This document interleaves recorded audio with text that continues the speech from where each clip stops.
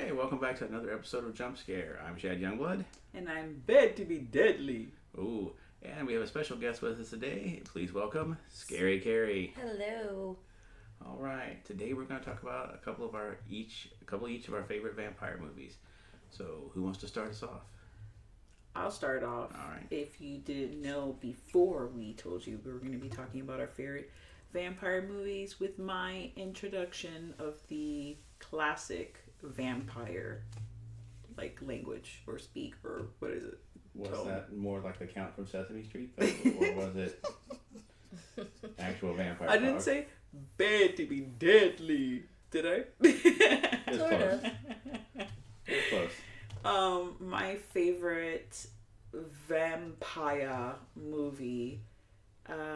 Let's see. There's so many. It was so hard because this is one of my favorite genre creatures, I would say, within film.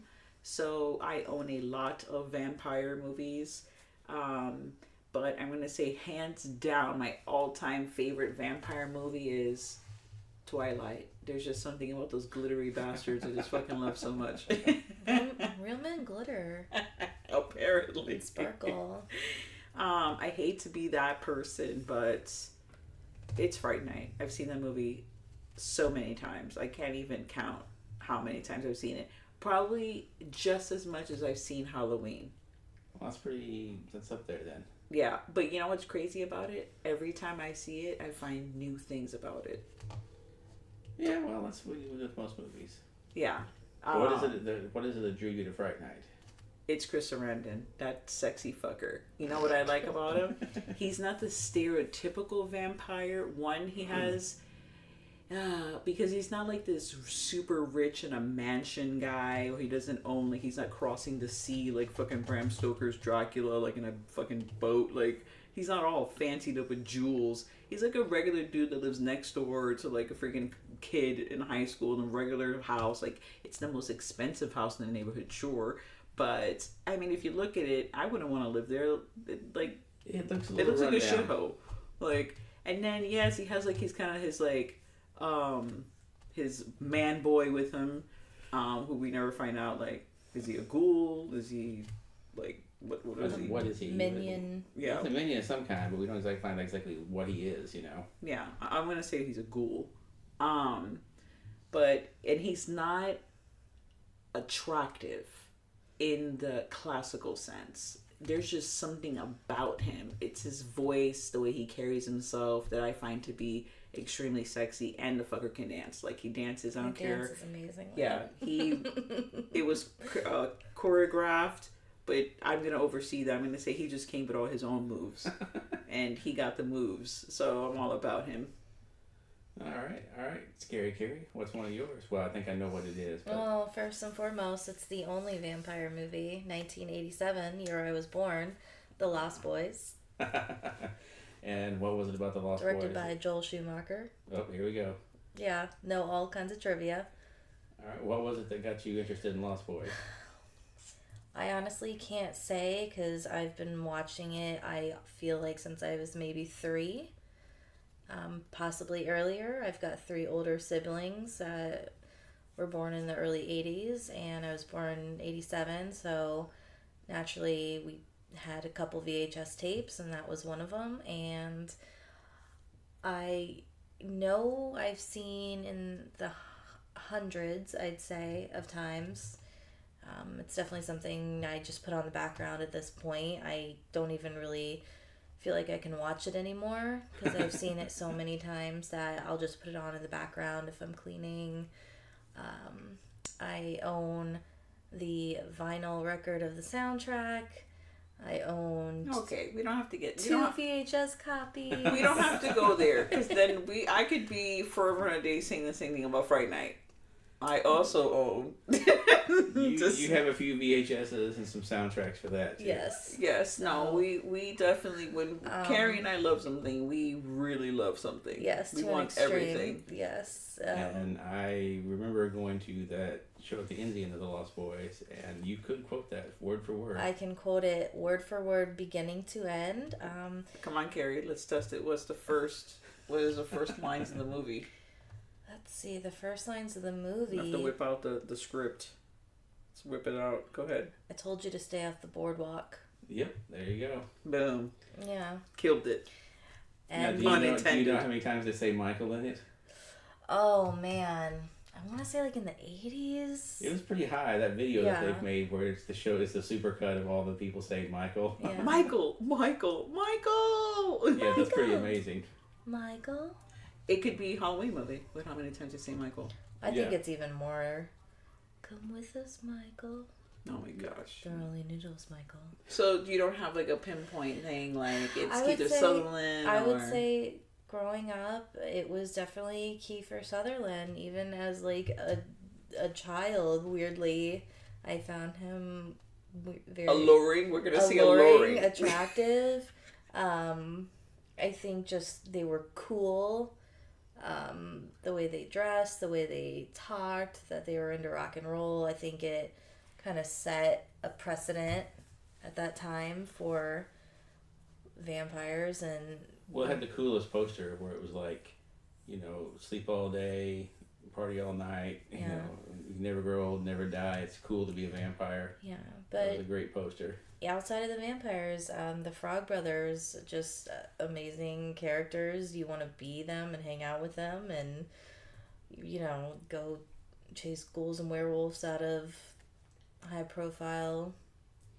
It was sad they never did any sequels to that until it was Way too late. Way too late. Yeah, unfortunately. They should have done one like 88, 89 would have been a perfect time when everybody was still active and, around to do it would have been great. Yeah. I love the movie too, but now I can't watch it. I don't want to say why. It's just too sad for the podcast, but Oh, yeah. it's just Yeah, messed up. that is Yeah. kind of sad of them, but of course no one knew anything about this at the time, so. Yeah. Well, what's your favorite movie? Oh, well, one of mine is got to be hands down Salem's Lot. Because that was the first one that I remember seeing where the vampire wasn't a normal looking guy.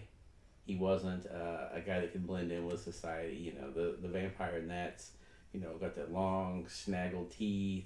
He's bald. He's kind of got a blue cast to him. He's very kind of like Nosferatu looking. Yeah, he could not fit in society. That's why he has the guy that goes to town ahead of him, sets everything up. His man bitch. Yeah, that's a common theme with the vampires. They all have a man bitch that goes around and does everything for them. They do always have to have a man bitch. And That's very true.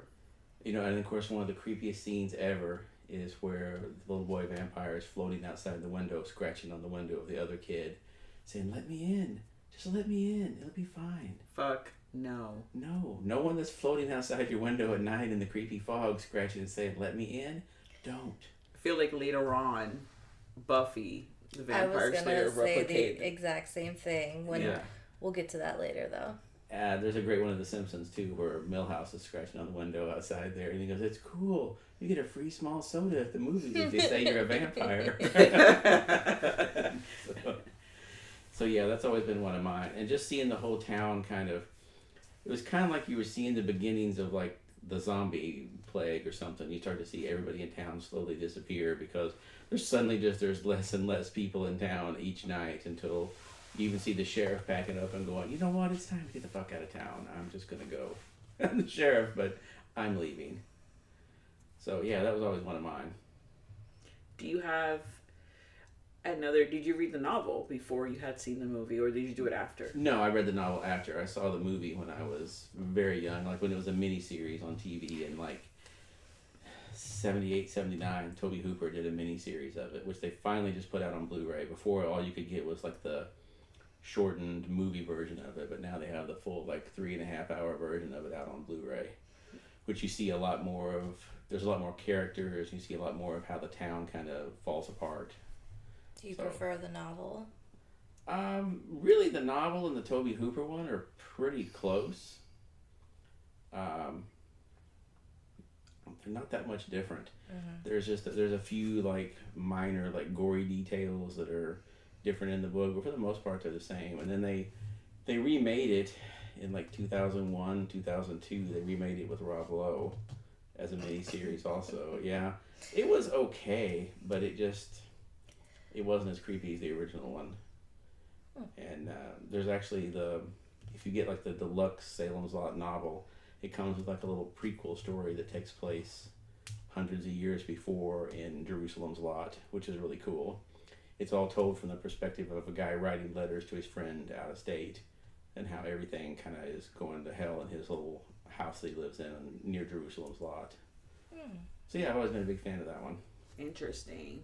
Yeah, too bad there aren't novels of Fright Night or Lost Boys like beforehand. Like they weren't based on novels, because then we would have like more to sink our teeth in. Pun intended. Pun intended. Supposedly Tom Holland is writing novel sequels to Fright Night. They're supposed to come out this year or next, like a new series of them, because he got the rights back. Interesting. I would probably read those.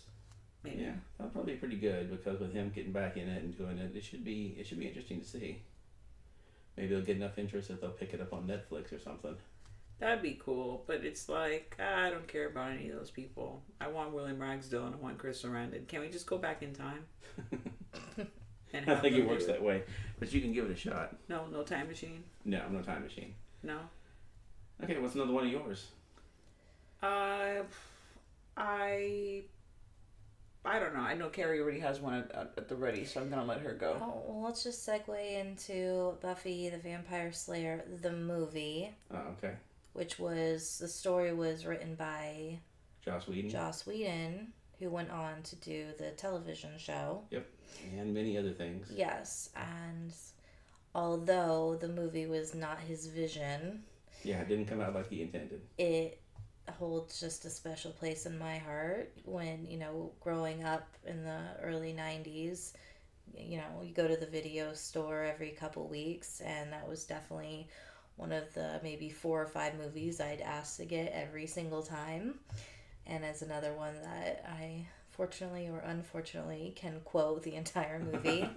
But I liked the aspect that it was comical in a way without being hokey or campy. It was very different when it came out. Yeah. There hadn't been a lot, because the vampire movies had been like Lost Boys and other things. There hadn't been, I'm not sure there had been another vampire movie for a while. Yeah. So it was Lost Boys, and then... When did Vampires Kiss? Another gem. When did that come out? That was 90 or 91, I think. It was like 92. That was right before Buffy, I believe. Yeah. So... Which is a terrible movie. Yeah, it's not a good movie. But there hadn't been a lot of really good, like, popular vampire movies for a while. So that when that one came along, that's why it kind of took everybody by storm. So, Luke Perry... Oh yeah, that was at the height of Luke Perry popularity. David Arquette was amazing in that movie. I think he brings a lot of comedic relief, especially when he's outside floating, saying, "Let me in," and Luke Perry just, "You want something?" Yeah, he's just asleep. Yeah, he's just asleep, and just, "Come on, man, you're floating. Get out of here." And you know what's funny is that Rutger Hauer played the vampire in that, and then he went on to play in the remake of Salem's Lot. He was the assistant to the vampire. Also, Hilary Swank's first movie. Yeah. Also, fun fact, Seth Green, who went on to play Oz in the TV show, was actually in the movie in a scene that was cut out. So... He kind of had a history of going around to projects with that, and then showing up and stuff with Allison Hannigan too. So. But yeah, I mean, it's definitely fun. Definitely, even a Halloween costume I'd still love to do. Although I'm not blonde, so that'd be kind of hard. It's a wig. You just put a wig on. Wig, you need a wig, yeah, a black leather jacket, and a white dress. And then you're gonna go with the prom look. Yeah, the guy that played Pee Wee Herman. Yes. Paul Rubens. Paul Rubens. He was funny when he gets stabbed. I mean, it's a fun movie. It's very 90s nostalgic and just makes you feel good. I don't know. Carrie, you like some terrible movies. It's a pretty terrible movie, I have to say. I love the movie. Of course, love the movie. Love the movie. But it's pretty terrible. I don't think it's terrible. And then you got freaking Donald Sutherland. Yeah, Donald Sutherland walking around with this fucking trench coat, like. Yeah. He's like, hey, it worked out pretty good for my son being in that vampire movie. Maybe I'll try one. Yeah. So, I mean, can you go wrong with Donald Sutherland? No, Sutherland family usually delivers. And that voice, I mean... Donald Sutherland is the weird guy who got more attractive as he got older. Like young Donald Sutherland looks kind of like a scarecrow, where he's just like waving his arms around, and it kind of looks. And his head is like bigger than his whole body because of his fro. Like a '70s porn star almost. Yeah, he's got the crazy like super curly fro going and the big like porn stash. And as he got older and just said like, you know what, let me just get a haircut and go gray and trim this beard out a little bit. He got much better looking as he got older. Yeah. Oh, Donald. All right. Well, while you're thinking of yours, I will tell you another one of mine. I have mine. Is okay. Do you want to go? Just skip right over me. Why don't you? I did. Gosh, it's all the rest of the vampire movies. It's all of them. That's my answer. Oh, okay. Let the right one in. Ooh. The original, yeah, not the remake, which I refuse to watch. So I cannot comment too badly on it. But I didn't want to watch it. And with the actual original language with it, with the subtitles, because Swedish, correct? You watch, if you watch that film with the dubbing, it's a completely different movie. The tone changes, and you rarely see that in a movie. It's so crazy. When I saw the movie, I own it, and I saw it how I normally had seen it the first time. With the subtitles, and then when I watched it with the dub, I was like, this is a terrible movie. Like it's like when they first showed Halloween and they were like, okay, there's nothing scary about this movie, and then they added the music and they were like, Yeah, I don't think the dubbing, like, it always just comes across like the Godzilla movies when I watch it, where they're like the whoever it is, their mouth works for 3 minutes and they go, oh no. Yeah, well, I don't think that's what he said. It wasn't that it was like out of sync. It was just the translation of the Swedish words to English completely changed, like what they were talking about. So it was completely thrown off. But there's the concept of the novel and then the adaptation of it. It was just so unique to me. Like, you never really see like the children living. You see her as a child living on, her own, like how she's dealing with that, and just that whole dynamic I really liked with the human boy, and then just how she can be so like normal per se, but then when she needs to feed, she's just a savage beast. Yeah. And like the kills were great. The pool scene was amazing. Yeah, the pool scene's great. The whole movie, like, I haven't watched it in a while. I saw it maybe like 3 times. But I really liked that film because it was different. It wasn't the same, formula. It's a rich guy or a guy or, someone living in a tomb somewhere. It was like, oh, it's a kid. And I think that closest thing you probably see this Interview with a Vampire with Kirsten Dunst's character. How we really fantasize or think that this is what a vampire is, but then it's like, what if you were stuck in the body of a child for the rest of your life and you're never going to go through puberty, you can never experience anything, everyone's going to treat you like a child and like for the next 1,000 years. Well, the same thing too, that was one of the things I thought was interesting on True Blood, when they had the guy that was kind of older and out of shape, and somebody said, why aren't you better looking like the other vampires? He goes, this is what I look like when they made me, so this is what I look like forever now. I'm forever going to be like 50 and out of shape, Yeah, that was really sad because he can't even like work out. Yeah, you can't even change how you look. Yeah, so I'd hate to be turned to a vampire right now and be like, oh, this is it? This is it for the next 400 years. It's enjoy. Like, pause. I mean, I would enjoy that. I think that'd be okay. I'd be okay with that. I'll go to the gym for a few weeks maybe, and then maybe you could turn me to the vampire then. Maybe we'll just put you on like vegan blood. Like vegans. We got to get rid of those people. And then once we like drain all the vegan blood, which is going to be really quick because they barely have any blood probably. Then we can move on to like, then you'll lose weight. And then we can put you back on like, the regular American blood. But then I feel like you'll die faster because then you're just full of cholesterol. That's probably true. Like back to Twilight. Aren't they vegetarians, quote unquote? Oh yeah. Well, no. They don't eat humans. They eat the deers and stuff. That's how he explained and it. And the glitter. Yeah, the glitter. They survived on a lot of glitter. They survived on a lot of glitter and deers. Bad wigs. bad wigs. Yes, in the second movie, she was in that fucking Heartbreaker movie. Man, her hair was short. It was a terrible wig. I was like, you know what, Hollywood, how the hell can you CGI some shit? But then you can't even afford to fucking buy a fucking wig. Like, go to Beyonce's house and pick a wig out of that bitch's house. Like, she has like a million of them. Like, come on. Like, Yeah, you just need a lace front wig. $20 million on a movie, and you can't spend like $200 to get a good wig. It was like they went to the local Oregon wig shop, and they were like, you know what, this is fine. It's brown. Just throw it on her. No one's gonna notice. And everyone noticed. Yeah. Including her. I think every wig was bad at that point. Terrible. All right, But well, really, Twilight's also on my list. I love the whole. I had a friend who loved the series, read all the fucking books. I tried really hard because I was a bookseller at the time to read the first book. So it could be a better seller of the book. Not that it needed me to propel the sales on the book, but, I wanted to know what it was all about. Why do I have, like, men, women, old ass fucking women, like people from all races, creeds, ages coming for this damn novel. So I tried terrible, but she read everything.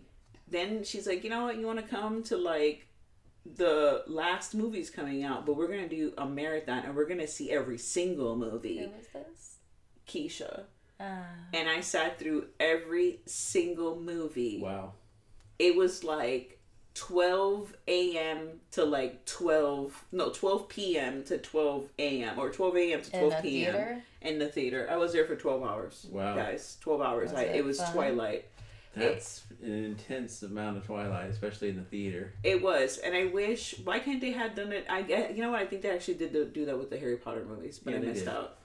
I had to work. They've done that with almost all of them. They're doing that even with the new Avengers. They're going to lead up all the movies. I feel like you're going to be in the movie theater for like 4 days. Yeah, it's going to be like 2 days of the movies with the Avengers thing. It's like, you know what? Put the Depends on and just have at it. Yeah, but the theaters have better seats now. That's true. You could just live in that seat. Yeah. Yeah, those ones that recline and everything. Those are pretty awesome. So what is I'm curious now to know what your second film. Again, mine's kind of a different one. As I was always a big fan of Near Dark. Oh, Near Dark, yeah. Because the vampires in it are really different than anything you've seen before. They're more kind of like a biker gang. Plus, I love Aliens, and then everyone from Aliens is in that movie pretty much. It's like they died in Aliens, and then they became vampires. So they all came I back. think there's an alien actually in that movie too.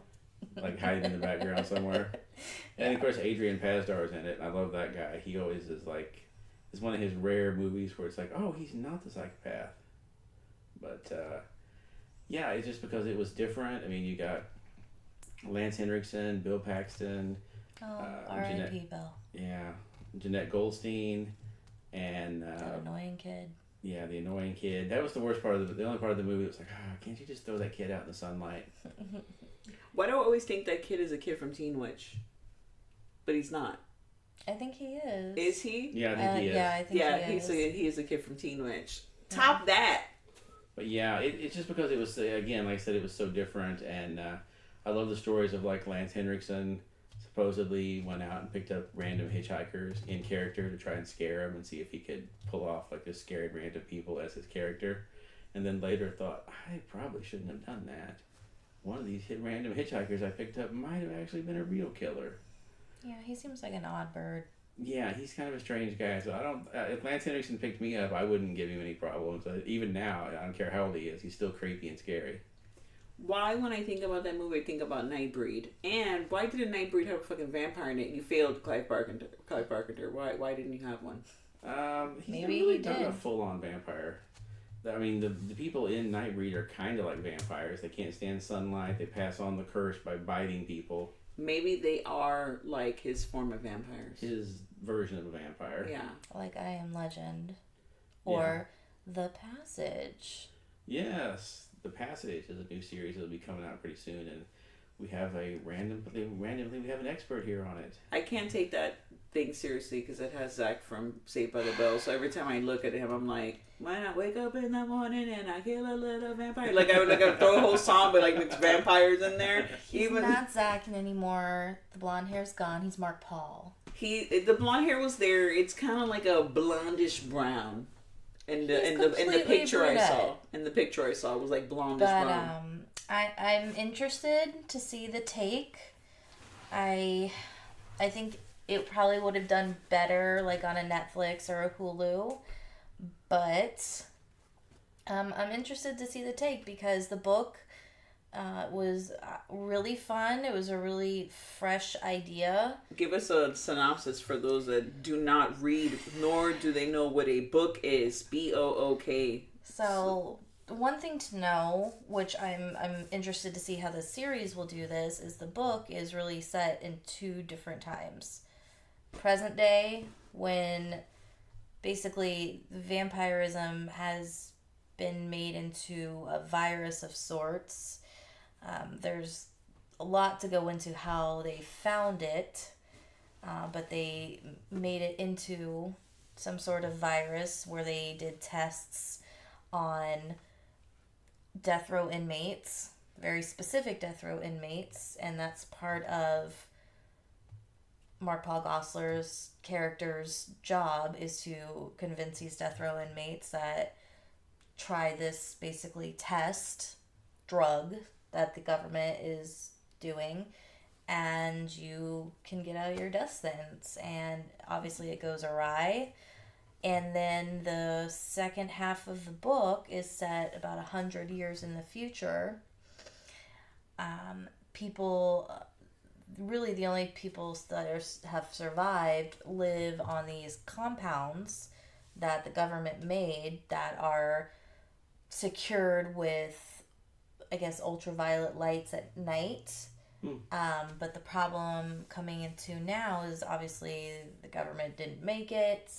At least I don't know if they made it or not because I only read the first of the 3 books. And everything is starting to die. The batteries are running out. The clothes, they've been recycling these clothes, and, anytime somebody dies, all their stuff goes to be recycled and given to somebody else, and it's all about trying to find ways to fix, the turbines and the computers because they're all starting to degrade and there's no government left to fix it. So I'm interested to see. The second half to me was definitely more interesting. I wonder if though, since you didn't really read the other 2, so you don't really know, but I wonder if they'll have to have all of season 1 just be the first half of the book and not have what I'm thinking. Any flashbacks, because I'm watching another novel that's been turned into a TV show called The Discovery of Witches, which is so good. And I haven't finished that novel, but I'm close to being finished. But so far, they've taken elements from the middle ending of the book and probably some other things that haven't happened yet, but they're putting them in the present to make sense of all the undergoings, because you don't really know what's really going on in the first book. There's like so many things. It's a long story, but nevertheless, the TV show I think is just really focusing on giving you a lot of the backstory and then the main story, but it's not, season 1 is all going to be just, I think it's pieces of the rest of the other books that have happened, kind of just to give you, like, speed it up and give you, because it is very drawn out. It's an excellent book,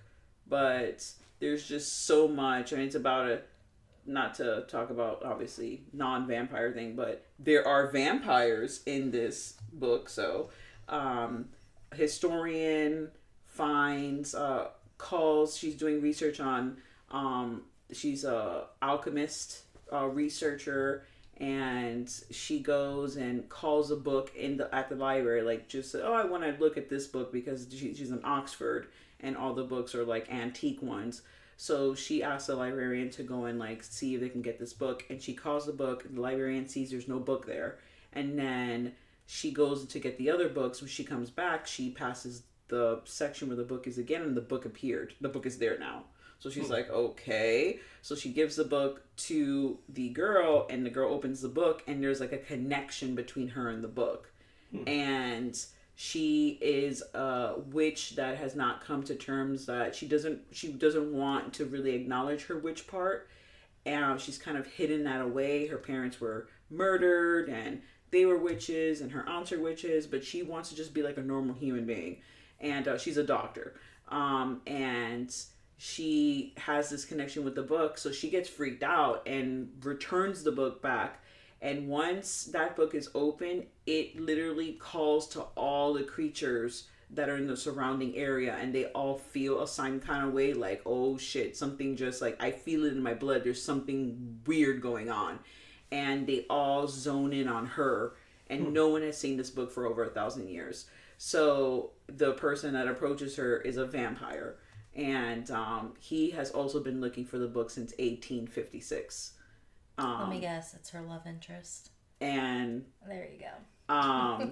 It's really good. It's an excellent novel, but I can see probably in the passage that they might not focus on the future too much, and that might be more like a season 2 kind of thing. Or they might just fucking shock us all, because in the trailer, from what you've described, that just seems to be like the present and not the future part. Because if that's the case, I mean, would be a completely different show. It's gonna be it's a completely different story.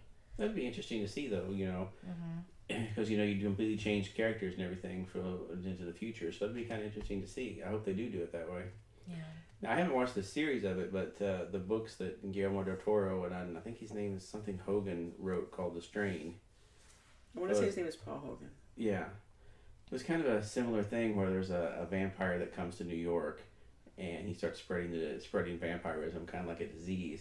And the first 2 books take place kind of now, and then the third book is several years after the vampires have taken over.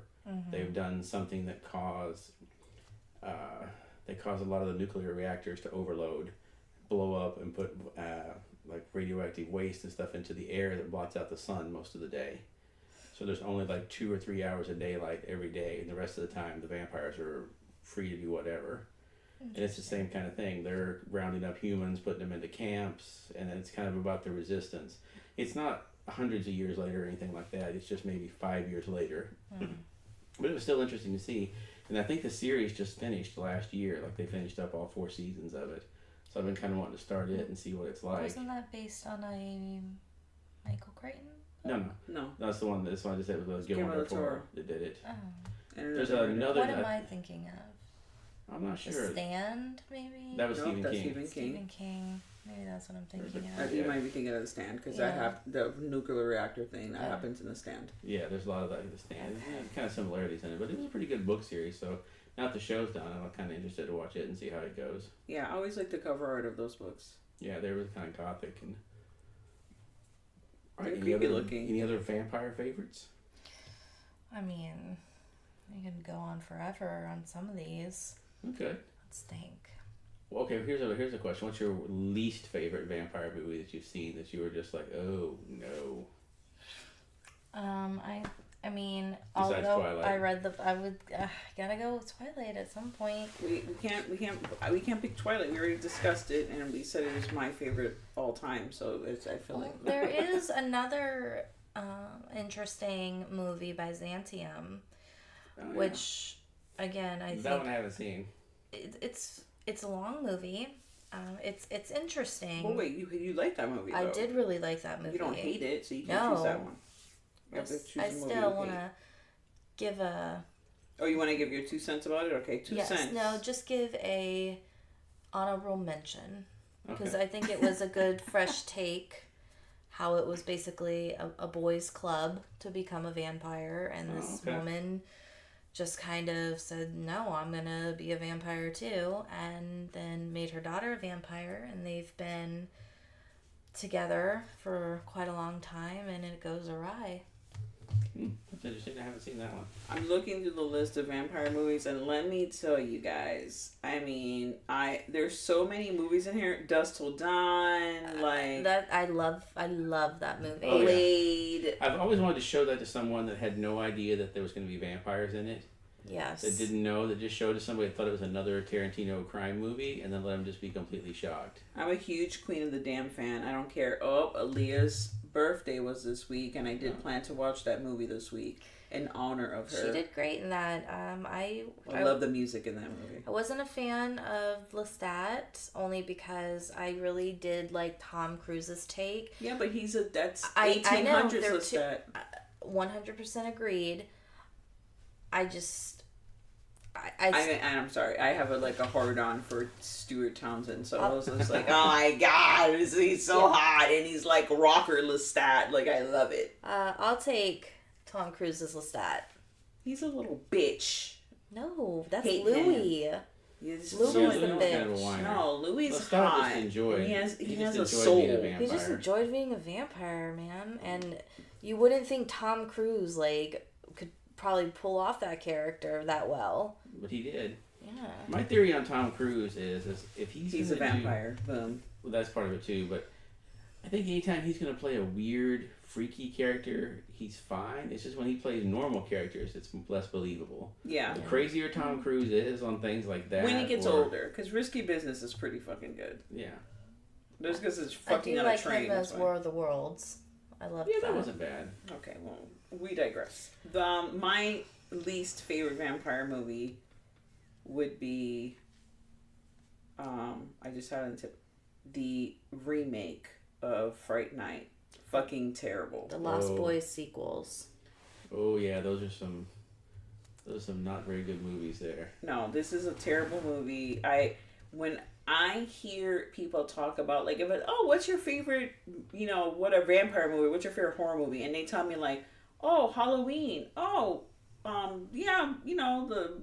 Jamie, H2O. Jamie Lee Curtis is awesome, whatever, and they're like, no, I think it's the one that came out in 2009, I think zombie something. Oh hell no! Or when someone's like Fright Night, I'm like, which Fright Night? If I hate that I have to ask which, because in my mind, in my heart and soul, there's only one. Yeah. But unfortunately, there is not one. Why can't they just name it something else? Because it's also annoying when you look something up in Google, and Google's always going to show you the most recent thing. And then they did that terrible straight-to-video sequel to the Fright Night remake. Chad is the only person in the world that saw this movie, by the way. And I didn't see it. It's essentially a remake of the first movie. I feel like this is your favorite movie. But just they're in Europe and it's a female vampire. Wow. They literally pulled a Fright Night 2. Yeah. Because she's British, isn't she? In the fucking Fright Night 2 movie. Yeah, but and they just kind of were like, they just kind of, it was like they talked about it, but the character of Evil Ed that died in the first movie, he was back in the second one as a human, like nothing ever happened to him. It was very weird. It made no sense. It was one of those things that I'm sure it was another movie, and then they were just like, we could call it Fright Night 2. Edited it some way. We could call it Fright Night 2, and maybe make a couple of extra rentals at the Red Box on it. Yeah, that's pretty bad. Like that one movie that we saw on the Bob's Drive-In. Remember The Demon? Yeah. All these different directors just kept naming their movies The Demon in Italian. Yeah. They kept just calling it over and over again to cash in on that. They did that with Dawn of the Dead, too. They made sequels to it that had nothing in Italy and other countries that had nothing to do with it. They would just call them something similar along the lines of that. And just go, this is definitely a sequel to that, but not really. If you had to, for hopes of 2019, 2020, or in the future, what would be a vampire movie that you would like to see? I'd like to see someone do I was interested when, I can't think of his name, but he directed The Witch. Oh, yeah. Was going to... Eggers. Yeah. Nosferatu, right? Yeah, he was going to do the historical Nosferatu. That would have been really cool to see, a historical vampire. Kind of doing it anymore? I don't know if he is or not, but it's been a while since they've said anything about it, but I'd be really interested to see that. There was another one that they had talked about that was it was like something not exactly this, but like Voyage of the Damned or something. That it was the story of the Demeter, the ship that brings Dracula to London. It was their story because the ship just shows up and everybody's dead. They were going to do a movie about what happened on the ship. That's interesting. Cool. Yeah, but like one that you would make, not one that like you're hoping to watch. Oh, one that I would make? Yeah. Do you have? You have no idea. You have no desires. How do you have one? I think I'd travel back in time to 1989 and make Joel Schumacher's vision for the Lost Boys sequel, which would be Lost Girls. Oh yeah, that would be good. Okay. But I don't think if they tried it now, it would just it'd just be something like Gossip Girl with vampires. I don't know. That might be good. All right, I'm watching it already. I'm like, Penn Badgley's doing amazing things in that You series, so bring him on down. He's hot again. Oof. Get your curly ass over here and fucking be like a victim on this Lost Girls Gossip Girl edition. Oh yeah, Pretty Little Liars edition. Yeah, something like Pretty Little Liars with vampires. Like it wouldn't be right unless it was done in that time. But I would like to see a movie where it was set. I don't know where the setting would be because I'm kind of torn if it would be like 1800s or more modern day. But no one's ever done a movie about Dracula's bitches. Like, but I'm sure there's been like, and I hate to say Dracula's bitches, but I'm sure there's been like a porno or one of those terrible like Hammer films. But from their point of view, how they're captured, they're lured by Dracula, yeah, and how he turns them, and how like their life changes in that moment, and then how now they are vampires and now they have to seek other victims, and how they go about it. Maybe they all decide that they're not going to just go after men. Maybe they decide to like gang up on Dracula, take him out, and now they're like the head, their own rulers, and they're going after like women, which we're going to do. Not that we want to do like an empowerment thing, because I'm not into that. But we never really get to see the story of like how these girls. I think the closest thing, if I had to pull it out of my ass, would be like Monster Squad. You see, they're like schoolgirls. Yeah. And that's it. That's the closest thing you get to see. So you don't really. I mean, I wish there was some film out there that would show us like how he gets them and then turns them into vampires and how they deal with that. Well, now, for one that I would like to see, that if I could make one, I think it'd be cool to do a Western vampire. Set it in the Old West with... I would watch that. And, have some of the guys... Because you imagine the scenes where they're coming down at the vampires, coming down after the, Western hero guy, and he's just emptying guns into him and nothing happens. That would be cool. And then, put a little bit of the Lone Ranger aspect on it, where he eventually figures out, hey, you got to put silver in the bullets in order for it to be effective. Yeah. But he doesn't find out he's a vampire because it's all those stupid fight outs always happen like at like dusk or whatever, and it's like he's shooting him, he doesn't turn, and the sun fucking sets, and the motherfucker turns into a vampire. Like, oh shit, that would be pretty badass. Yeah, that'd be pretty cool. Actually, there was another honorable mention. Okay. Priest. Oh yeah, that's not bad. It's kind of a post-apocalyptic vampire. Never seen the movie. It's good. It's pretty good. I liked it. It was a cool take on it.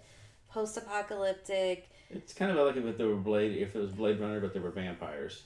Yeah. Okay. Yeah, but I love Underworld. Yeah. It's a little bit of Underworld mixed with Blade Runner. Fuck it. The new movie is called Blade World. I'm watching it. Everyone's dressed like Blade. Yeah. You don't even know who Blade is. It's like... And like these priests were, these great vampire hunters and all this. And then once the threat was gone, they were kind of cast out in society. And then they've come to need them again. Paul Bettany, I think. Yeah. So I definitely on the watch list. It was a fresh take on it. All right. Well, we hope we've maybe enlightened you on a couple of vampire movies, and tell us what your favorite vampire movies are, and tell us what you would like to see in a modern vampire movie. If you're gonna come up with a vampire movie on your own, what would it be? And special thanks to Scary Carrie for joining us tonight. Thank you, Carrie. Thank you, guys. And we will see you again next week. Good evening.